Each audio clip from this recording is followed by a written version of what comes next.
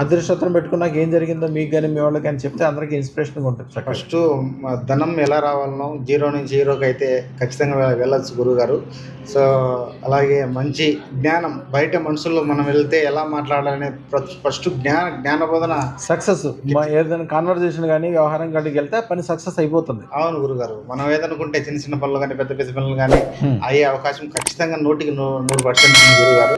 నేను గమనిస్తా ఉన్నా 2-3 నెలల నుంచి మా ఫ్రెండ్ కానీ నాకు కానీ మంచి ఈ 3 నెలలు పెట్టుకున్న 3 నెలలన్నా మీకు జీవితం అంతా అద్భుతంగా కనిపిస్తుందా? కనిపిస్తుంది. మరొక జీవితం కనిపిస్తుంది, డబ్బులు వచ్చే మార్గాలు కూడా కనిపిస్తున్నాయి. ఓకే, అది గురుగారు. ఖచ్చితంగా మనకు లక్ష్మీదేవి 100 కోట్లు సంపాదిస్తానని తెలిసిపోయిందా మీకు? ఖచ్చితంగా గురుగారు.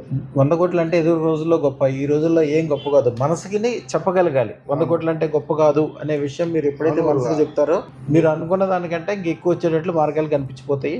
అమ్మవారే చేసి పెట్టింది దగ్గరుండి. అదృష్టవంతులు ఉన్న చోట 1,00,000 కోట్లు సంపాదించిన వాళ్ళు నా దగ్గర 3,000 మంది పైన ఉన్నారు. జీవితాలు అద్భుతంగా మారిపోతాయి. ఖచ్చితంగా గురుగారు.